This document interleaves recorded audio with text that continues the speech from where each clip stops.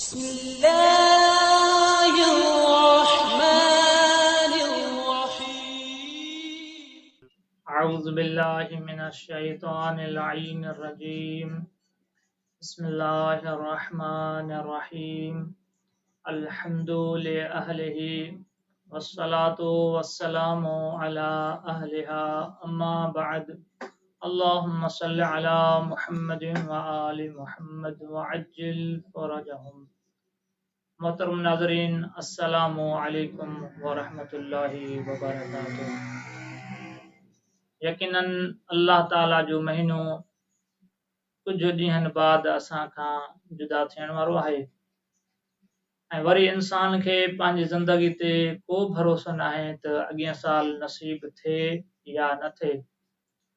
कोशिशि कयूं बाक़ी ॾींहनि में जेके कोताहियूं थियूं कमियूं थियूं उन्हनि खे विसारे उन्हनि खां अल्लाह साईं जी मफ़रत घुरिजे, उन्हनि जे लाइ अल्लाह साईं खां मफ़रत घुरिजे ऐं आईंदा बाक़ी ॾींहनि में अल्लाह जी फर्मा बरदारी ऐं वाजिबात खे अदा करण जी कोशिशि कजे।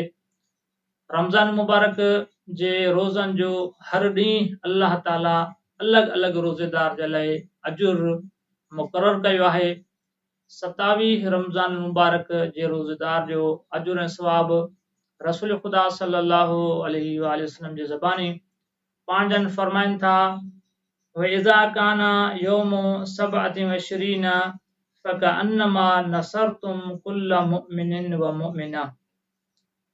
27 रोज़ेदार जो सवाब ऐं अजुर इहो आहे अल्लाह ताला तव्हांखे क़यामत वारे ॾींहुं इन जो अजुर ॾींदो ॼण त तव्हां हर मोमिन ऐं मोमिना ख़ातून जी मदद कई।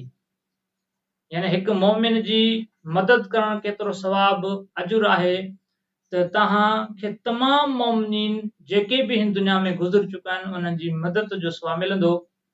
हिकु रिवायत जेकी इमाम जाफ़र सादिक अलैहिस्सलाम जन खां आहे, इमाम अलैहिस्सलाम फरमाइनि था जंहिं बि शख़्स हिकु मोमिन जी मदद करे उन जी परेशानी खे दूर कयो, उन जे मसइले खे हल कयो, उन जी हाजत खे पूरो कयो, अल्लाह ताला उन मदद करण वारे शख़्स जी दुनिया में 70 परेशानियूं मुश्किलातूं दूर कंदो ऐं क़यामत ॾींहुं बि 70 परेशानियूं ऐं मुश्किलातूं दूर कंदो।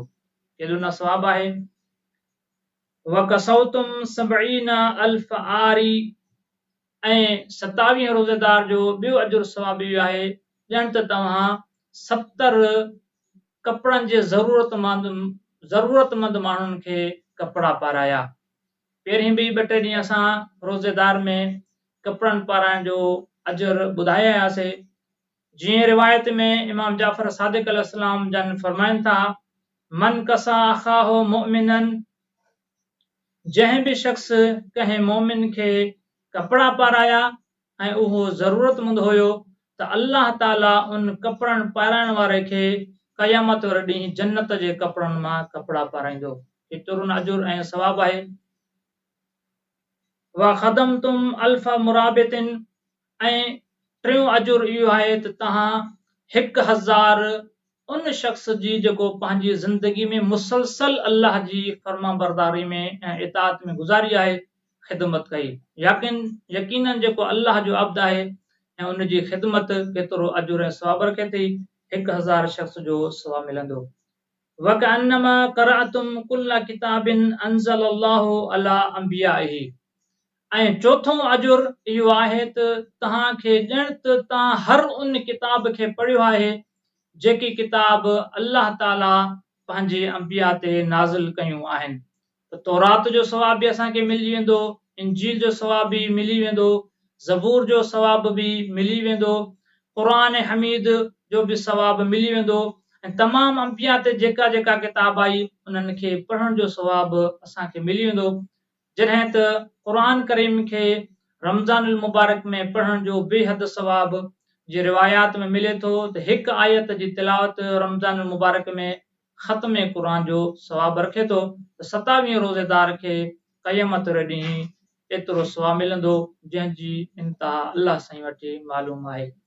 अल्लाह साईं खां दुआ आहे त असांजा अमाल क़बूल फरमाए ऐं असांखे तौफ़ीक़ ख़ैर अता फरमाए। अस्सलामु अलैकुम वरहमतुल्लाहि वबरकातुहू।